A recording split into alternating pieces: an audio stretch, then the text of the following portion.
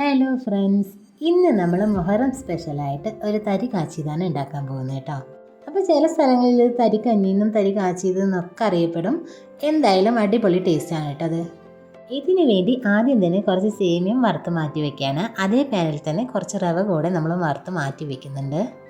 ഇനി തിളച്ച പാലിലേക്ക് ഞാൻ വേവിച്ച് വെച്ചിരിക്കുന്ന സേമിയം ചേർത്ത് കൊടുക്കുകയാണ്.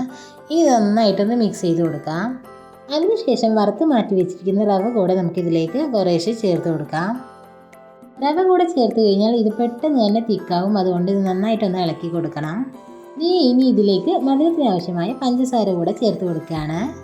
ഈ 2 ഏലക്ക കൂടെ ഞാൻ ചേർത്ത് കൊടുക്കുന്നുണ്ട്. ഇനി ഇത് നന്നായിട്ടൊന്ന് മിക്സ് ചെയ്ത ശേഷം ഒന്ന് തിള വന്നു കഴിഞ്ഞാൽ ഫ്ലെയിം ഒന്ന് ഓഫ് ചെയ്യാം. ഇനി ഒരു കടായി അടുപ്പിലേക്ക് വെച്ച ശേഷം കുറച്ച് നെയ്യ് ഒഴിച്ചു കൊടുക്കുകയാണ്. ഇനി ഇതിലേക്ക് കുറച്ച് അണ്ടിപ്പരിപ്പ് മുന്തിരിയും കൂടെ വറുത്ത് കോരി ഇട്ട് കൊടുക്കുന്നുണ്ട്. അതിനുശേഷം ഇതേ നെയ്യിലേക്ക് തന്നെ നമുക്ക് കുറച്ച് ചെറിയ ഉള്ളി കൂടെ ചേർത്ത് കൊടുക്കാം. ഈ ഒരു റെസിപ്പിയുടെ മെയിൻ ഇൻഗ്രീഡിയൻ്റ് ആണ് ഈ ചെറിയ ഉള്ളി. ഇത് ചേർത്ത് കൊടുക്കുമ്പോഴാണ് നമ്മുടെ റെസിപ്പിക്ക് കൂടുതൽ ടേസ്റ്റ് കിട്ടുന്നത് കേട്ടോ. ഉള്ളിയെല്ലാം ഒരു ഗോൾഡൻ ബ്രൗൺ കളറാകുമ്പോൾ നമുക്ക് ഫ്ലെയിം ഒന്ന് ഓഫ് ചെയ്യാം. എന്നിട്ട് നേരെ നമുക്കിത് നമ്മുടെ തരിയിലേക്ക് ഒഴിച്ചു കൊടുക്കാം. അപ്പോൾ അടിപൊളി ടേസ്റ്റുള്ള ഒരു തരിക്കഞ്ഞി ഇവിടെ റെഡി ആയിട്ടുണ്ട്. ഇന്നത്തെ എൻ്റെ വീഡിയോ ഇഷ്ടമെങ്കിൽ ലൈക്ക് ചെയ്യാനും ഷെയർ ചെയ്യാനും മറക്കല്ലേ. കൂടെ തന്നെ സബ്സ്ക്രൈബ് ചെയ്യാത്തവരുണ്ടെങ്കിൽ ഒന്ന് സബ്സ്ക്രൈബ് ചെയ്ത് സപ്പോർട്ട് ചെയ്യണേ. അടുത്തത് നല്ലൊരു വീഡിയോ ആയിട്ട് വരാം. ബായ്.